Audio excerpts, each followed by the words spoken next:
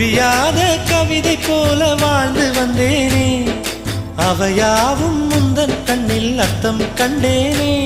இந்த அருக புல்லின் மேல் மணித்துளியாய் நின்றாயே, எந்த பருவத் தோள்களில் பச்சை கிளியாய் வாழ்ந்தாயே.